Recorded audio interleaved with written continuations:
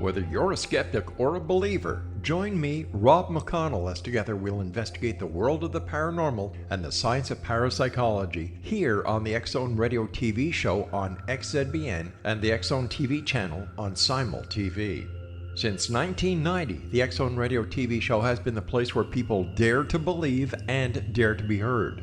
Together, we'll investigate UFOs, aliens, ghosts, Bigfoot, psychic phenomenon, lake monsters, conspiracy theories, government cover-ups, the truth embargo, alien abductions, ESP, haunted locations from around the world, and so much more.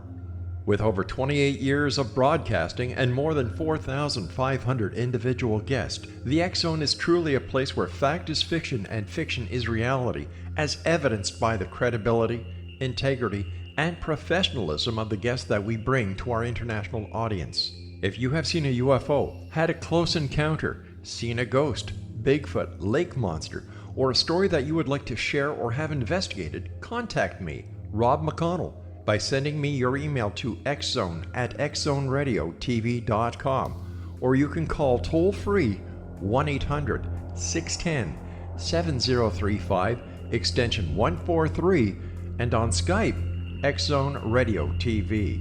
For more information on the X-Zone Radio TV show with yours truly, Rob McConnell, visit www.xzoneradiotv.com or www.xzonetvchannel.com or simultv.com and xzbn.net. Until next we meet here in the X-Zone from our broadcast center and studios in Hamilton, Ontario, Canada, always remember, X-Zone Nation, keep your eyes to the sky and your heart in the light.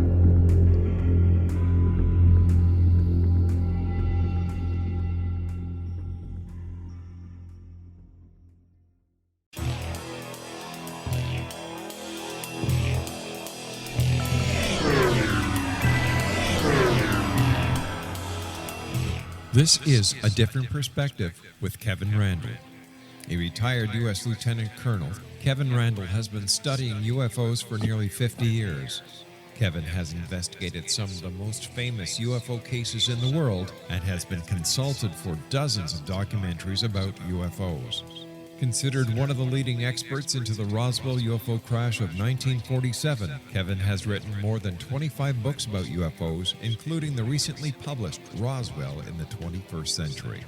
Now, here's the host of A Different Perspective, Kevin Randle.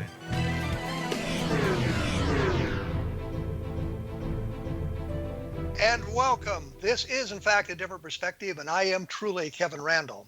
I've always wanted to start one of these broadcasts by saying breaking news, but since we're on tape, there really isn't no breaking news, and I'm not sure where to go with that. I will say, however, I have been looking into this thing with Louis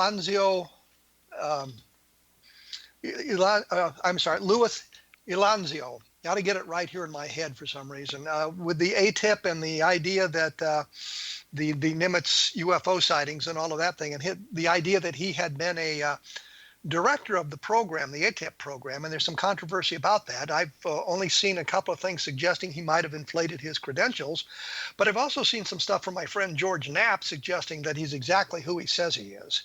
So I'm still looking into that, and as soon as I get an answer, I'll let you all know what it is. I suspect he probably had some important role in the ATIP program. Because of some of the things I've seen, but we'll take a look at that and see if we can't clarify that. I also wanted to mention that I will be at the Roswell Festival this year, and I'm looking to interview a number of the participants.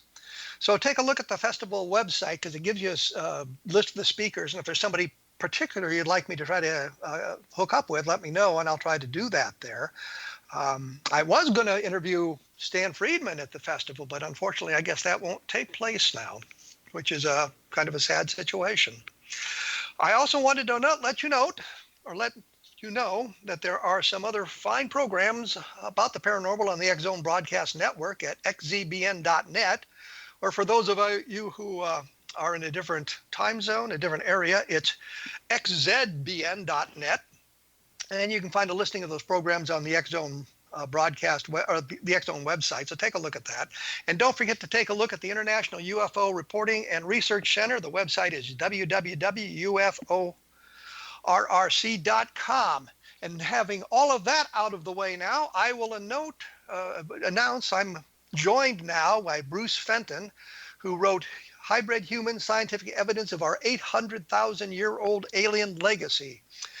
Bruce is a multidisciplinary researcher, adventurer, and writer. He is the editor of the popular paleoanthropology website, ancientnews.net, the author of The Forgotten Exodus, the Into Africa Theory, and co-author of Hybrid Humans, Scientific Evidence of Our 800,000-Year-Old Alien Legacy, which I just mentioned.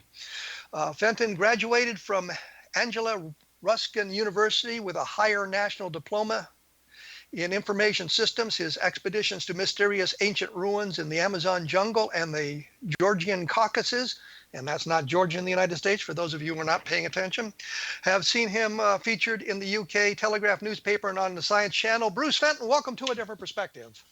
Thank you very much, and sorry for providing you such a mouthful of a bio there, but hopefully it gives people an idea of the kind of things that I'm involved with, which is fairly broad. Anything strange, mysterious, and anomalous, really. Probably a lot like yourself, Kevin. You know, I've got wide interests. Well, I would like to say that your bio is one of the shortest that I've been given to do this thing, even though there was a couple of tongue twisters in there for me. but that's okay, because I don't pretend to be a real live radio personality anyhow. So there you go. Sure. No, it's about the content more than the bios, isn't it? It's what we actually do in our research that matters, I think.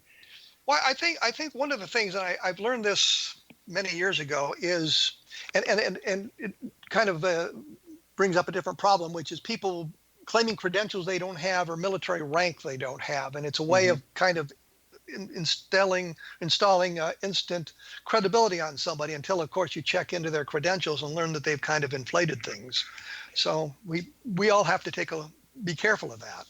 Yeah, absolutely. And all too often there is, we do find that there is a bit of inflation to stories. I know you highlighted at the beginning there that there's obviously that's an issue at the moment, isn't it, as to whether or not like Louis Elizondo and his, has got the rank that he was meant to have. So these things are always coming up as issues in the community, isn't it? That, are people who they say they are. Obviously, then we have more extreme situations where it appears people just say that they were in the military, and there's no proof they were ever in it. So we have, obviously there's a whole range of these complexities to this subject. Well, with the Louis Elizondo thing, I do want to say that the suggestion he may not be who he was is all comes back to a single source, and it's based on not being able to get him for a interview on a radio program and that sort of thing. So there might be some hostility there, which I think we have to be careful of when we start talking about people's credentials.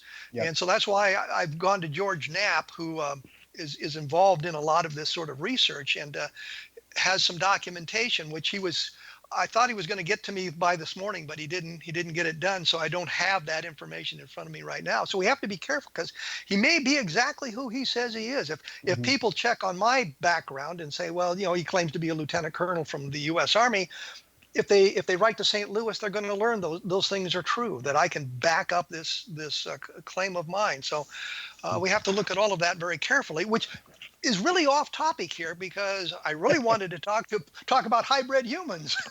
That's all right. I mean, I don't mind just quickly whipping through the current events, but yeah, no, it's a bit of a different kind of project to many of those that are making the news at the moment, which is obviously the current events. As you've just touched on, of course, with all the History Channel show going on, we've got a big buzz on that. But there's also, a much older aspect to the phenomena, and these objects, visitations, contact experiences, and that's certainly the core of the material in our book, the book I've done with my wife. But it does involve, yes, some current events too. But I guess it'd be more in the category of ancient aliens and that kind of area of the research. So just for people who don't know much about the book and the work. And I guess, yeah, I can probably give you an initial overview? I mean, where would you like me to start? Do I give a bit of an overview to the project, or? Yeah, I was going to say give us a little background on the book, but before we do that, I wanted to say my undergraduate work was in anthropology, so I'm versed in some of this Good. topic. That's good.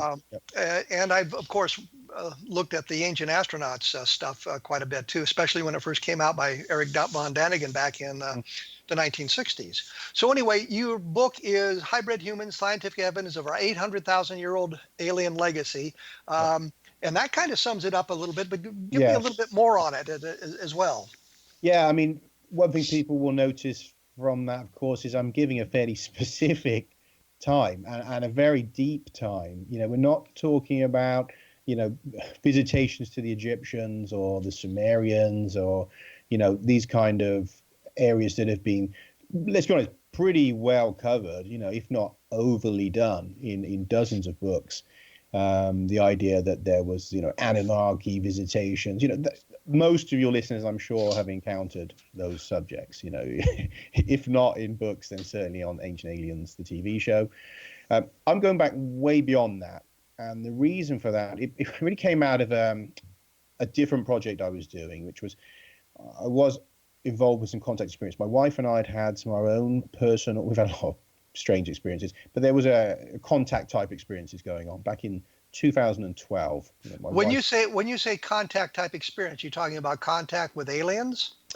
Certainly with an intelligence that I would have to say seems to be, you know, alien to human beings. Yeah, I mean, I'm wary. I know that we're at this point where it's hard to say, you know, is the intelligence from another planet? Is it from another time? Is it from another dimension? So, you know, people, excuse me if at times I try to be a little bit obtuse on that, just because sometimes it's quite difficult, and I think these things overlap. But I can certainly say it's an intelligence that is not a human being, you know, talking to us, or certainly not one from the present moment and our dimension. You know, something quite extraordinary was in contact with us. That's where it sort of started at. And that led to a collaborative book project called Ancient Aliens in Australia, with a father and son research team, Stephen and Evan Strong. They actually featured on Ancient Aliens the episode about Australia. So again, some of the people out there may have seen that. We connected to another person through them. Now, this is a lady called Valerie Barrow, and she's really important to the book and to other things I'm involved in at the moment. Valerie Barrow came into contact with an artifact which was held by the Aboriginal people of, I believe it's Central North Australia. Now, I have every reason to believe that this artifact is not of this world, and I know that obviously you've dealt a lot with things that are not of this world, debris, artifacts, you know, that kind of the remnants of events. So I mean, obviously you're probably in familiar ground when I start talking about strange things that are found in, you know, in places. And this artifact has the uncanny ability to transfer information. Now, they're known to the Aboriginal people as the ancient Altringa stones. These artifacts, which are amongst the most sacred that they have, which will usually be kept away from the people, only interacted with by what they call the clever men or clever women. You know, these kind of the shamans, right, of the culture. Let me interrupt here, sure, because I'm going to have to break away for a yep. few moments here. I'm talking with Bruce Fenton. The book is Hybrid Humans, Scientific Evidence of Our 800,000-Year-Old Legacy. And take a look at www.kevinrandle.blogspot.com if you have a chance, because I usually have additional information or other things up there that you can take a look at. Gives you some more information about what's going on in the program. We will be back right after this and talking about hybrid humans.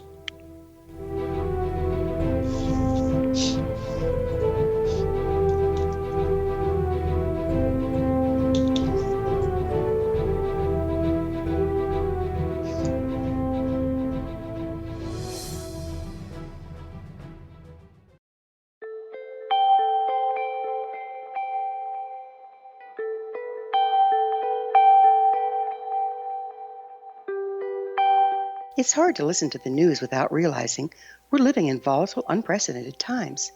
Yet never has there been such an opportunity to transform the human condition. As old structures fail, where can we find the guidance to co-create a better way? Find Your Path Home is an ever-evolving, leading-edge information, education, and healing resource center designed to support and guide you on your path to unity and enlightenment.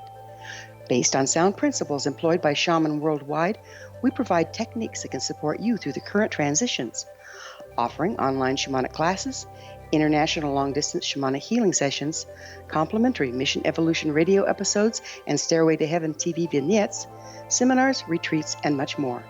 All of this can be found on findyourpathhome.com. So I was watching the X Zone TV channel last night when I was abducted by aliens, and they kept repeating to me over and over again, simultv.com, simultv.com. What's simultv.com? That's what I asked them. They had it written on the side of their UFO. How do you spell that? UFO. No, I mean simultv.com. simultv.com. simultv.com. Right. simultv.com. Interesting that you were abducted by aliens in a simultv.com UFO last night. Oh, yeah? Yeah. Now that you mention it, I remember now last night I was awakened from a deep sleep. My great-grandmother was standing there. She said she'd come from the hereafter to tell me about simultv.com. She even spelled it out for me. simultv.com, sonny boy. simultv.com. simultv.com, sonny boy. Wow. Yeah. Guys, you'll never guess what my psychic guru just told me. simultv.com. Exactly. Are you guys psychic too? Of course. We all know about simultv.com. simultv.com.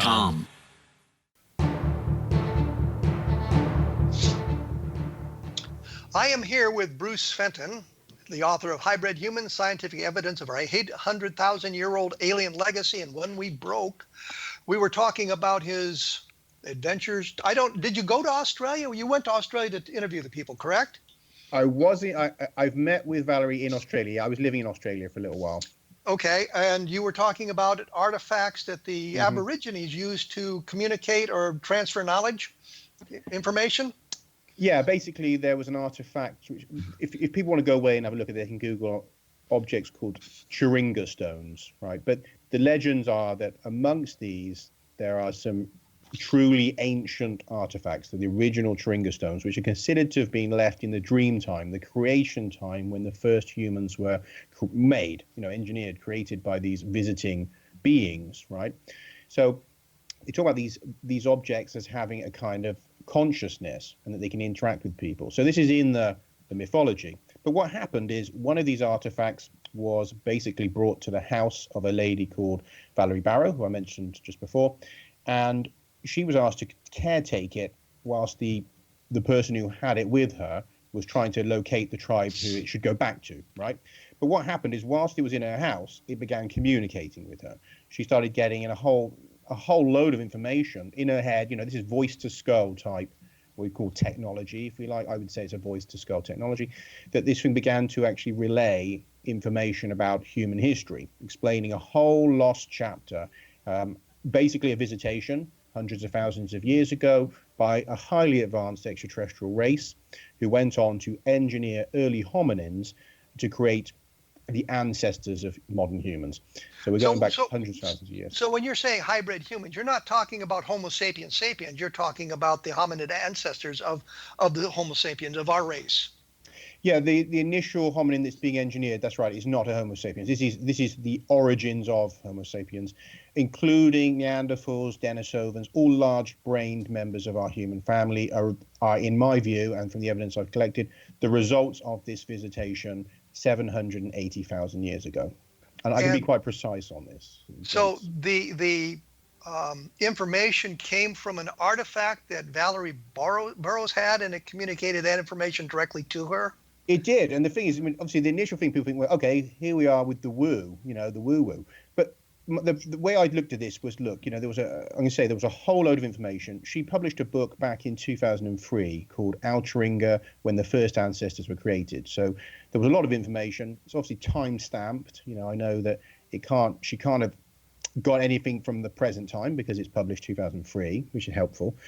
Also, obviously, I met with her and talked with her. So, right, between the information I got, I looked at it and I thought, right, is there anything in here that we can actually validate? So this isn't just another one of those stories, where did they come, did they not come? Because obviously you and I, we both know there's lots of those out there. We don't really need another one, right? What I'm interested in is validation. So yeah, I was going to say, how do we validate this 800,000-year-old absolutely claim? That's the key to it. The reason why I took this on and why I thought it was worth doing is because there was three elements of this narrative that potentially could be validated. Now, the first one was a description of the craft, what happened to it, the way it was destroyed, right? So we have a very large ship carrying about 50,000 beings on board is described, crystalline, right? Not metal. And it comes into orbit around our planet.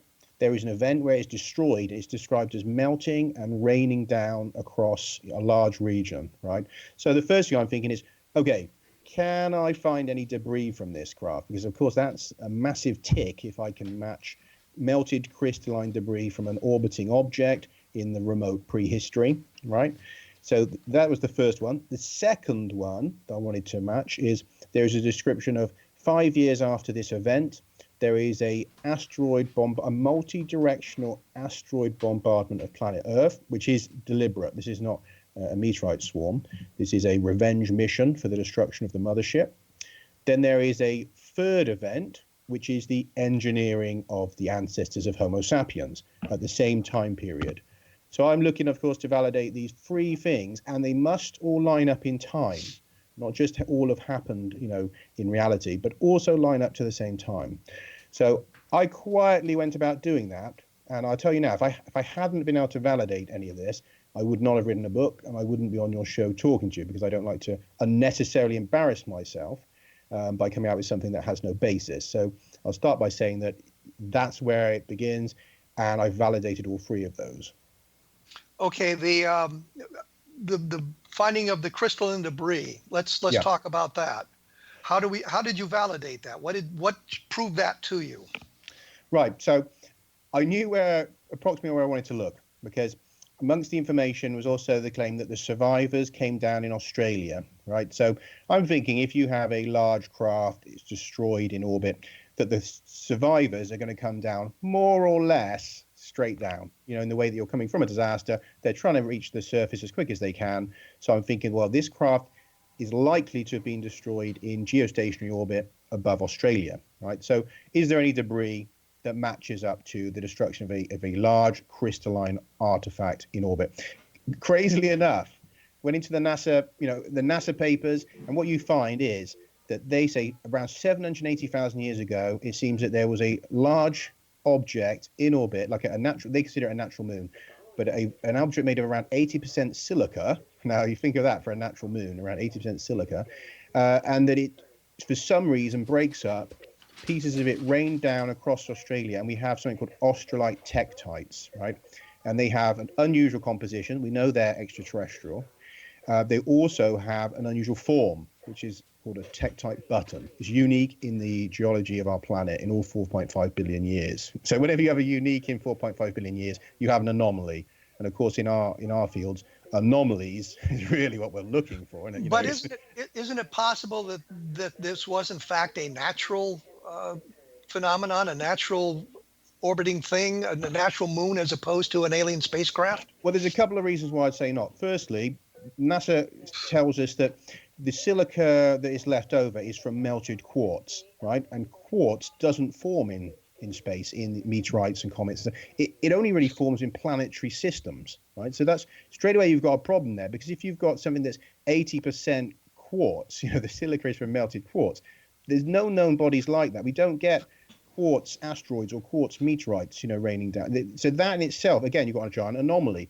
Now, why is quartz important? What is it we use for computer processing, right? We use these silica networks, yeah? So if anyone goes to look to see, well, what do the cutting edge scientists tell us that they expect to see with advanced extraterrestrials? They expect most of them to inhabit vast silica networks and using the processing power of these vast networks. So you have an object about 1 kilometer in diameter, made almost entirely from silica, that is orbiting our planet, right? Made from quartz that shouldn't be there, right? Shouldn't be orbiting our planet. And then for no reason at all, in their view, just explodes, right? Rains down across the planet. So straight away, you have a series of anomalies. And this has been a mystery in science for 100 years, right? They've been analyzing this material, trying to work out how this happened, because first they thought it'd be an impact, but there is no crater. There's no impact. But often with meteor falls and that sort of thing, there is no impact crater, because the thing explodes in midair, and so you get a rain of debris, but you don't really get an impact crater. Yeah, so one of the things they've looked at, they wanted to see how could you get, I should clarify, that the debris field stretches from Antarctica to South China, right? So now if people conceptualize how big a debris field we're really talking about now. So if you imagine, even if there was an impact or a breakup, first of all, the debris field is unique, again, in the history of our planet, because it is vast. It's covering something like, there's pieces, fragments that cross something like about a third of the planet's surface. I mean, it's on an astounding scale. The second point as well we should loop back to is, keep in mind, I'm looking for material that matches something that's already been transmitted in a message, right? So the fact that the message is describing this and then I'm finding the corresponding evidence is the first key point. Secondly, the story of the Australite tektites is full of anomalies that for years they thought perhaps it was a piece of the moon. That was disproved. Then they thought maybe it was a comet impact. That's been disproved. They've gone through all these boxes because what they found is that the only way this can have formed is by something exploding in space, not just in our atmosphere, where you say an asteroid coming down, hitting the atmosphere and breaking up, but in space, because these button forms of the tektite are basically made from spheres that formed from liquid crystal in space. As anyone knows, in a vacuum, liquid takes a sphere form. These then cooled instantly, and then they moved down into the atmosphere, reheated, and had secondary melting, and that's why they ended up being these shield shapes. And so the only way that can have formed is in space. So again, they had another problem. Well, why would this moon up in space, orbiting, explode out of nowhere? Bear in mind, I've already got a message here, transmission, saying that there's this craft up there in space which has been hit with energy weapons, blown to bits, and we have an exact correspondence, right, with an object, crystalline object, that has somehow exploded in space. It's in these obscure NASA papers. It's not I certainly don't think it's well known. Until I went looking for correspondence to this message, I'd never heard of this stuff. I'll be quite honest with you. So that was the first part of it. So, I mean, then, well, of course, since we're going to get to the second part of it, sure. I bet, in just a moment. Sure. But I'm going to have to take a break, and I'm going to ask you when we come back if you can give us the name of a couple of those papers so people can research those as well on their own. But the book is Hybrid Humans, the Scientific Evidence of Our 800,000-Year-Old Alien Legacy. I'm talking about that with Bruce Fenton, who is the author of the book with his wife. And I'm not going to go through the name again. My blog is www.kevinrandle.blogspot.com. And let's just for fun mention once again that there's wonderful paranormal programs on the X Zone Broadcast Network. So take a look at xcbn.net and you can find something that'll, I'm sure, trip your fancy. We will be back right after this with Bruce Fenton.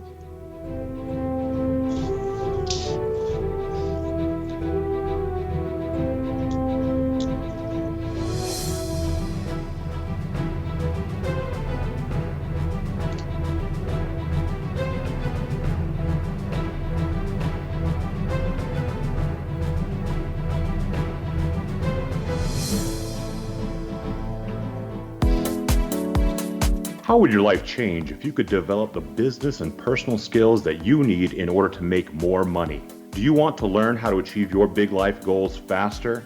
Then go to findhiddenmoney.com and get the Goal for It online course. The course teaches you how you can set and achieve your biggest goals while completely overcoming the roadblocks to your goals so that you can realize your dreams and imagine more success. Go to findhiddenmoney.com. Memorable dynamic presentations are a not-so-secret weapon in the business world. Do you have a powerful message that must be shared, but you haven't found a way to deliver that message? Do you want to be known as a top public speaker who gets amazing results? Are you ready to create and deliver your powerful message? Thomas Hides can help you create and deliver your speech to get the results you desire. Visit iconquality.com.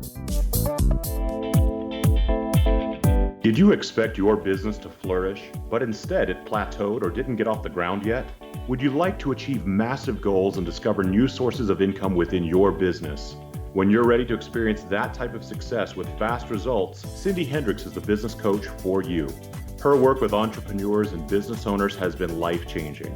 To get you and your business where you want to be, go to imaginemoresuccess.com.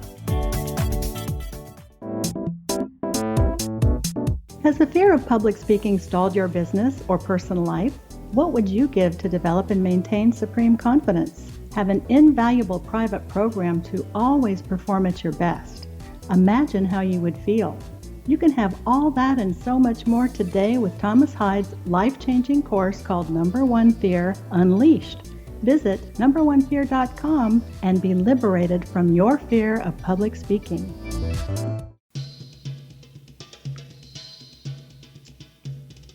I am here with Bruce Fenton. We're talking about hybrid humans and some of the evidence about that. When we went away, we were going to get to, I guess, the second point, that the second validation you were about to talk to when I so rudely interrupted you to go away. So what is the second validation?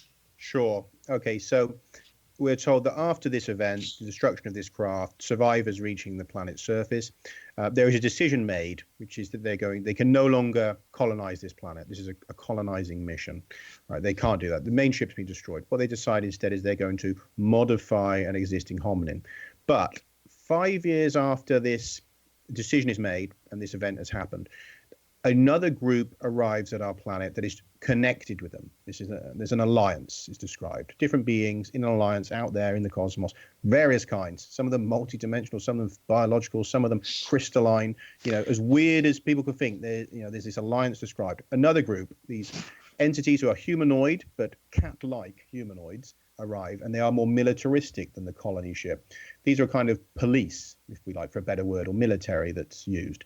They arrive and they make contact and they say, do you want to leave with us? These survivors say, no, we're going to carry on with this project. However, they then decide that, they are going to tackle the issue of this other hostile group who are already on Earth. Now, I'm not going to go too deep into this, but this mission was originally a handover of this planet from one fairly hostile group to this rather more peaceful alliance. So we now have three different alien groups here on Earth. We have initially a group that is a subterranean race which is in control of the planet, and this group is being asked to hand back control of the planet to this alliance. The alliance involves both more peaceful groups and some fairly militaristic groups. So although the colony ship and these new beings that have arrived are from the same alliance, they are kind of different in their, I suppose, in the way that they think in terms of violence, warfare. You've got a fairly peaceful group, but they're aligned with another group who are fairly, I guess, more open to using force.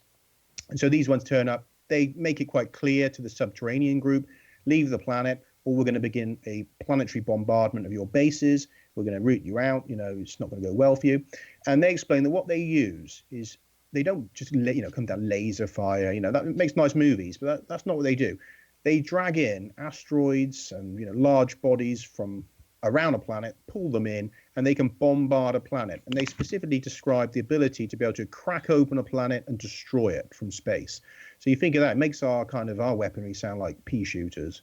And so what they said, they make this clear that we're going to do this. The second group say, we're going to leave. Most of them leave, and it's described as them going through a portal to Orion, is specifically highlighted. Some of them don't go, and a bombardment is initiated. And this is a multi-directional asteroid bombardment of the planet Earth, right? Cataclysmic, So I'm thinking, well, hang on a minute. If this is a real event, surely it's going to leave some kind of geological evidence, right? And in fact, I was thinking initially, I should have heard of this. Something on this scale, we would have perhaps, learned at school or seen on the Discovery Channel, or, you're kind of thinking this is a major event. There must be echoes of it somewhere. So I went digging into the records again, to see if there's anything in there.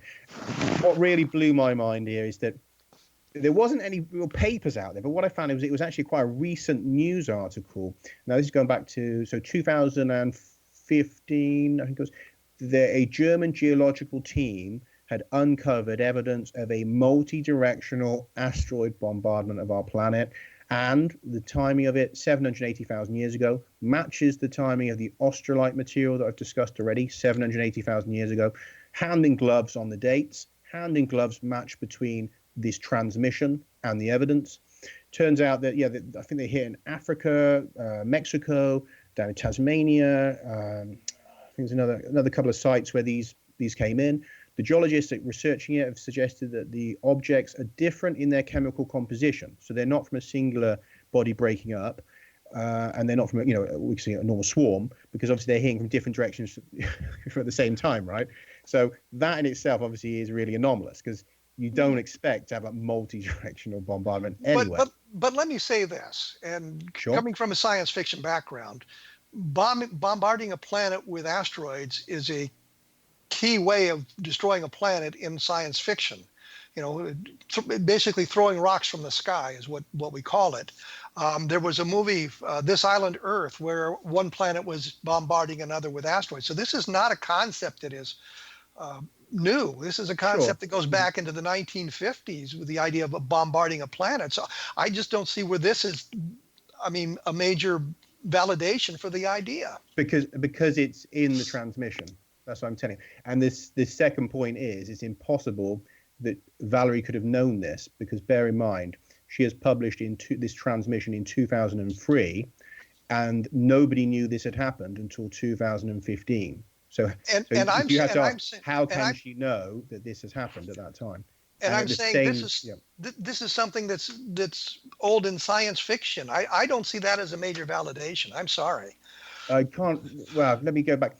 You have now the dates, absolute correlations, 780,000 years for the material, 780,000 years for the bombardment, both in this transmission, total validations of what it's telling us, right? And the third point?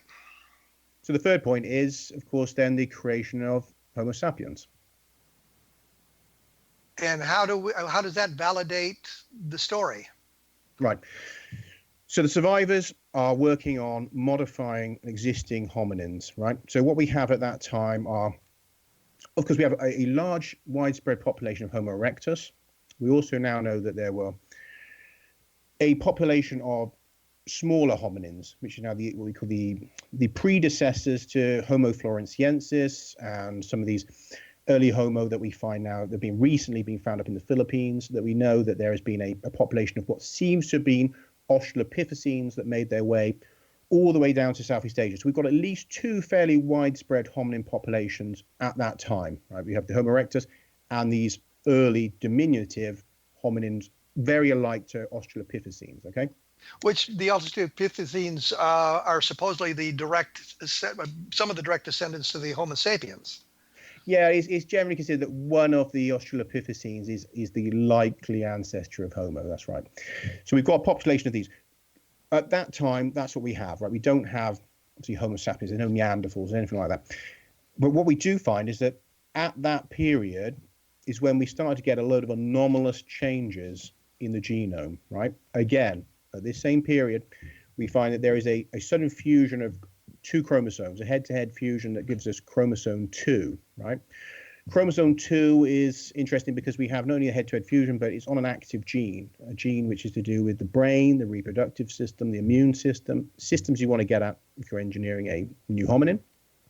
Secondly, we have a total replacement of the initial population has 48 chromosomes. Right? What we see is not suddenly two populations of Homo, one with 48, one with 46, but there's an anomalous total replacement. And we know today that there's only humans with 46 chromosomes, right? Now this is unexpected, because more often than not, chromosome errors are problems. At best, they're neutral. Very rarely are they actually a benefit.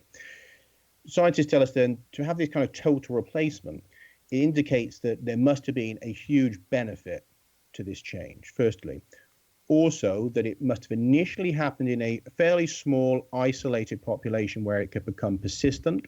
Again, which is what you have if you have a control group. If you're working on changing something, you're going to be working initially with a fairly small control group, which is isolated from any other breeding populations. That's what you want. So these are the elements that the science tell us we would want to see a persistence of a change like this. But it's not only chromosome 2.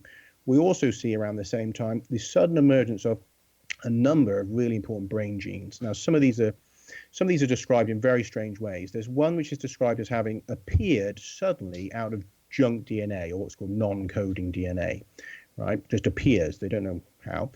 Another one is described as being what appears to be a fragment from a longer gene, and they describe it again as looking almost as though it was cut, Xeroxed, and put back in. And remember, these are not my words. I'm paraphrasing from articles on the subject.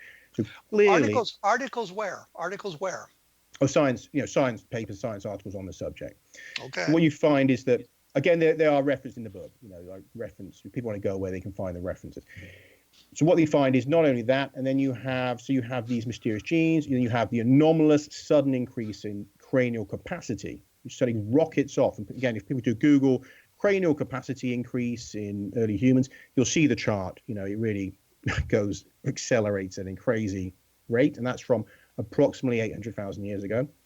So you have this cluster of anomalies again on that date. And if you follow the science, in the last couple of years, the model for when Homo sapiens emerged and for when it split from Neanderthals has been radically changed.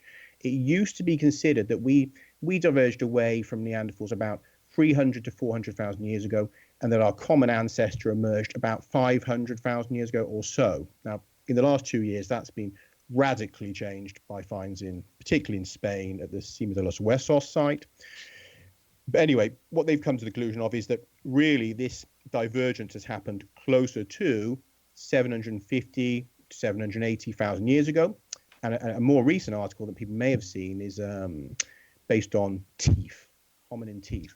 It's suggesting 800,000 or earlier. So you've got two different angles to look at: the teeth evidence, the genetics, with them meeting in the middle on this date period around 700,000 to 800,000 years ago. Again, I'm gonna have to break in here once Sure. again.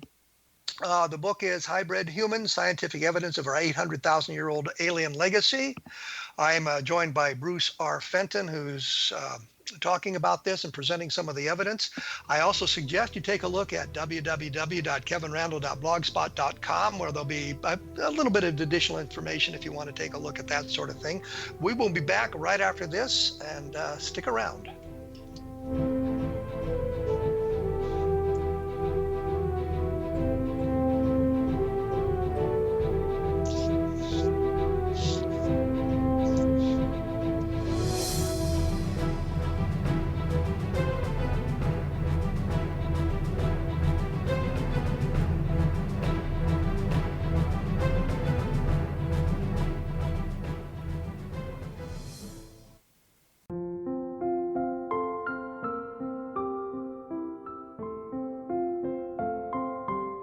I am Dr. Carl O'Helvey, founder, president of a new cancer foundation focusing on evidence-based physical, mental, and spiritual interventions, including natural cancer cures, prayer, meditation, affirmations, nutrition, and other related holistic cancer prevention and cure modalities. These are used in cancer education, research, and financing care. I ask for your help to continue this important work by donating at www.holisticcancerfoundation.com.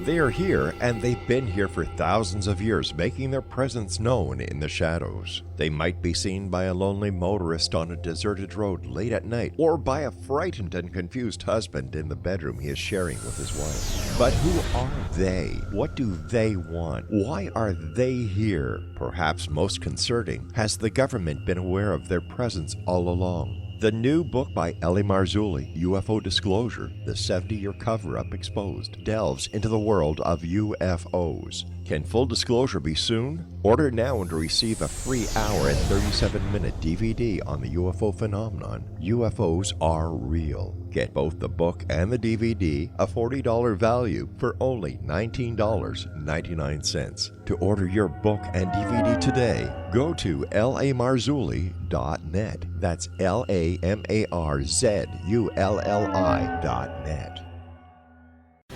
Christopher Fulton is a survivor of the national security state.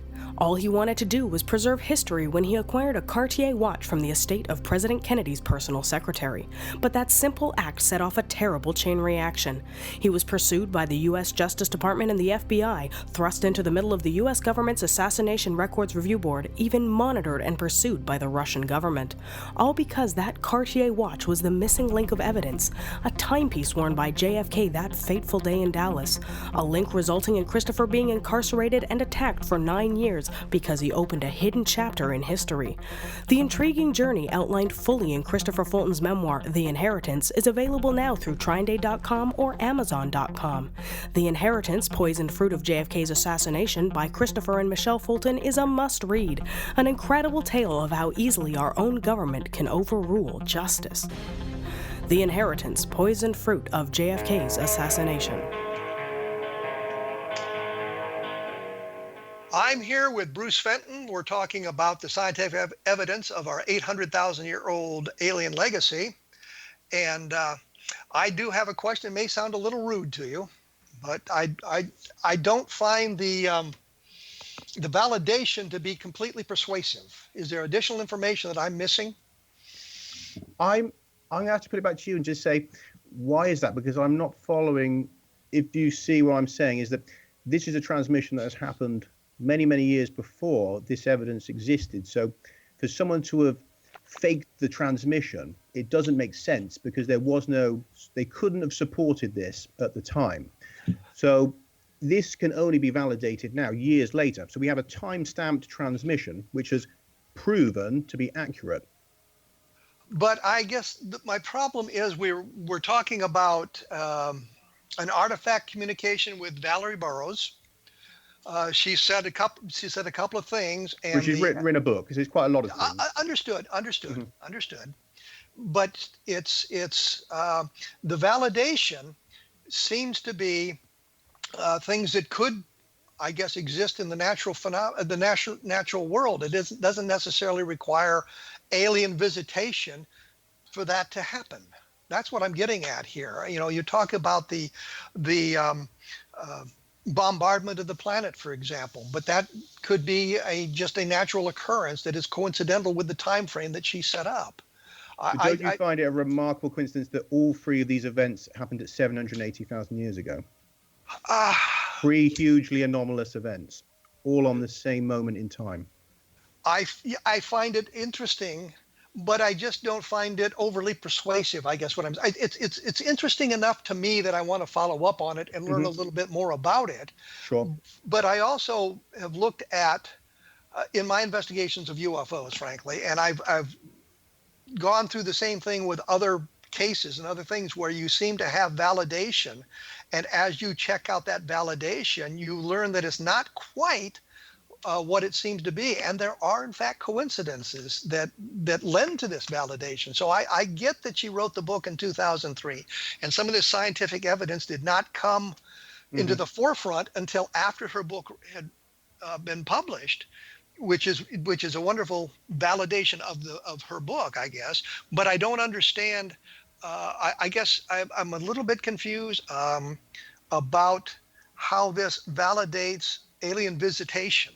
Well, because yeah, sure. I mean, one point there I'd loop back to the exploding object, that they would have to be an argument for how do we end up with a huge crystalline object orbiting this planet. I mean, that itself, that begs an answer, because I would love to see an academic. I mean, of course, I'm open to someone coming up and saying, well, look, maybe it's this or that. But at the moment, there is no explanation for why there would be a huge crystalline artifact, orbiting our planet, which just explodes for no reason. So again, there's anomalies within these different areas as well. Of course, and as I highlighted there, within the human origins, we have a number of anomalies there. And again, all on this timestamp. So I'm, of course, open to people who come up and say, well, look, I think it's this or I think it's that. But they need to address those anomalies and say, well, okay, what else would lead to us having a second moon that is made almost entirely of silica and which just explodes and rains down without any known cause, right? So they would still have to tackle those individual anomalies and say, well, okay, we can explain like this. And at the moment, that doesn't exist. Well, I think about, you talk about the genetic mutations, for the lack of a better term. And I know in my studies, one of the precipitating events for a gene mutation would be a radiation burst from the sun.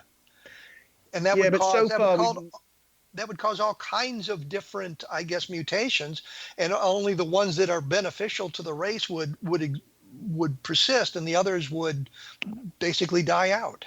Well, I used to sort of think about that sort of thing, but in all of the studies that have been done using radiation, they've found that there's never been a positive mutation that's come out of it, right?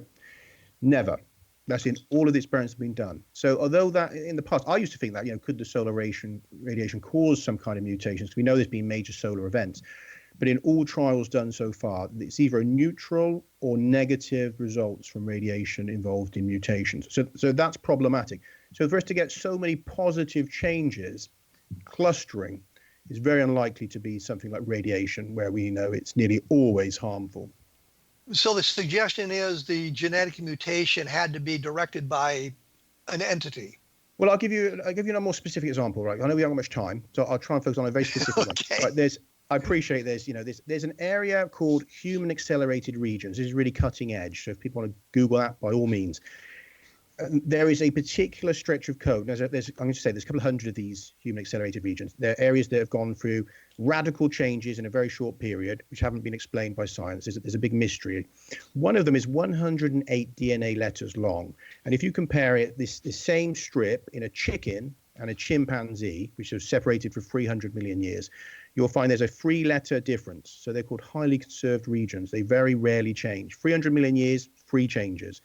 Right, they compared the same strip between chimpanzees and humans, who were supposed to be split by 5 million years. What they found was an 18-letter difference.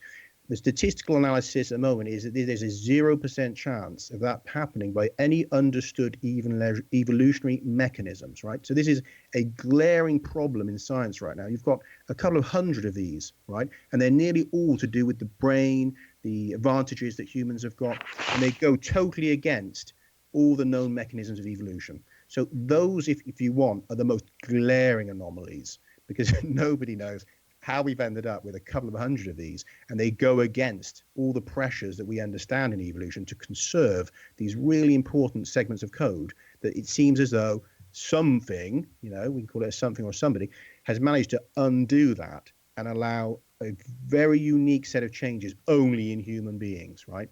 So you could say, okay, was it natural? But then someone has to come out and say, here's a mechanism different to yours, Bruce. Here's a natural way it could happen. At the moment, there's none, right? So the best model that we have, even if we weren't to say any of this other stuff about transmissions, the best model for those is something intelligent undoing the mechanisms that have kept those stable regions stable for hundreds of millions of years, and only in the human race, no other animals, right? So that alone is a glaring anomaly that needs to be tackled. Well, I was going to say, if it was a sun-based radiation burst or something like that, you would expect the anomaly to show up in other animals. Yeah, quite. Yes, yeah, and it doesn't show up in them. No. So that is quite interesting. So even without the other side, there is a glaring anomaly in the human genome. So But even if we can't explain it today and we have no mechanism that we know of, maybe tomorrow somebody will come up with that mechanism, and wouldn't that kind of undo your validations? Well, that goes for UFOs, that goes for ghosts, that goes for all anomalous subjects, lake monsters. At some point, somebody will come along and say, look, it's definitive. We know for sure what this is, or, 99% sure. And it may be what the independent researchers have suggested it is, or maybe it's different. And, all of us in this field live in those waters, right, where it could be that we've got it part right, part wrong. Well, and that I brought that up simply because, you had been talking about how this was, there's no explanation for it. And I merely wanted to point out, because there's no explanation today doesn't mean there won't be an explanation tomorrow. And I think that's something. I'm always open to debating people who offer me evidence or perspective that is different or stronger than that which I argue. I have no problem with that. Okay. All right. We have like a minute and a half left to go. Is there something you'd like to add that we haven't touched on? Probably in that time scale, I probably won't deviate into anything else. Only that, of course, people are welcome to reach out to me and ask me questions. If there's bits of it they'd like a bit more on, yes, obviously they can read the book, but they can check out my articles, interviews, get that information for free out there as well. I don't want it just to be paying, You have a lot of information on this ancientnews.net site, don't you, that they can check out as well? There's quite a bit on there, on hybridhumans.net as well. And, to be honest, if they look for me on online they'll find interviews and articles as well. So there's quite a lot out there. I try and give away as much as I can, for people. So I realize not everyone's got money for books. So there's a lot out there. And yeah, I would say that people should really be looking at these human accelerated regions if they really would like to dig a bit deeper. And the NASA papers you did ask me to refer to, I'll just quickly say there's a couple that aerodynamic analysis of tektites and their parent bodies is one NASA paper. And another one, the aerodynamic evidence pertaining to the entry of tektites into the Earth's atmosphere. So those are two of the handy papers. There's a lot more out there. Again, if people want to search for Australite tektite buttons, particularly, and the mystery that surrounds those. Just thinking of anything. Of course, the DNA subject, it's not hard if people want to Google when did Homo sapiens emerge. They'll find the latest papers on that. There's a big debate at the moment. And your book has is completely footnoted, has the references in there. It does, yeah, material? yeah. Okay. So they can go and find where I've got my evidence from. It's basically I will do my best to stick to mainstream sources, not because the mainstream's always right, but because if you don't, people will say it's based on woo-woo science or something. So I try my best to stick to those sources that people will find, I guess, not fake news. So. Well, thank you, Bruce Fenton. I appreciate you taking time to chat with us about this. The book is Hybrid Humans, Scientific Evidence of Our 800,000-Year-Old Alien Legacy. The website is ancientnews.net. I will be back next week with, and my mind has just gone completely blank. I will be back next week with Steve Bassett. We'll be talking about disclosure. That's what we're going to be talking about because some of that stuff has been coming up in the news recently, and I thought it would be nice to talk to Steve Bassett about that. My website is www.kevinrandle.blogspot.com. The website for here is the X-Zone Broadcast Network at xavn.net, and I will be back in 167 hours.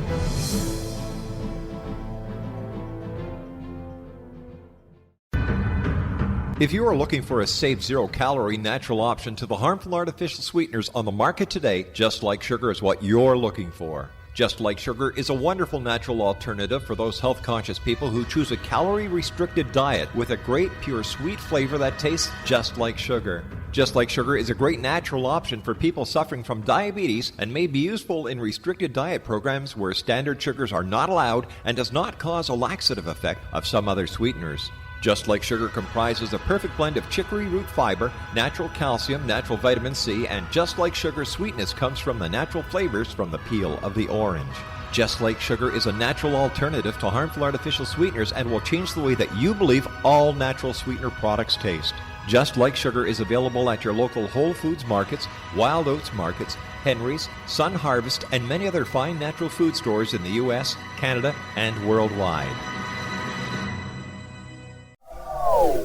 They are here, and they've been here for thousands of years, making their presence known in the shadows. They might be seen by a lonely motorist on a deserted road late at night, or by a frightened and confused husband in the bedroom he is sharing with his wife. But who are they? What do they want? Why are they here? Perhaps most concerning, has the government been aware of their presence all along? The new book by Ellie Marzulli, UFO Disclosure, the 70-year cover-up exposed, delves into the world of UFOs. Can full disclosure be soon?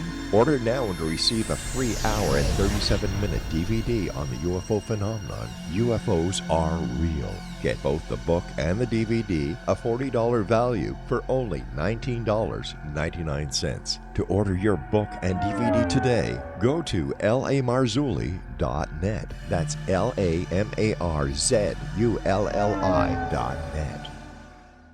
You have heard of the X-Zone? Now watch it on Simul TV, plus 500 video games, live TV channels, free video on demand, worldwide, and more.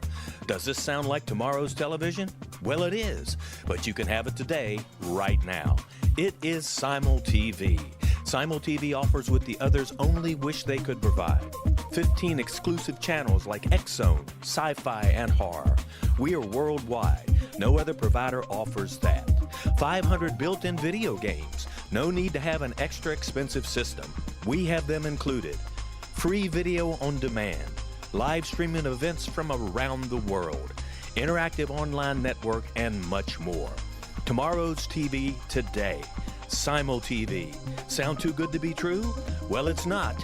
You can have Simul TV today. Sign up at simultv.com. Do it today.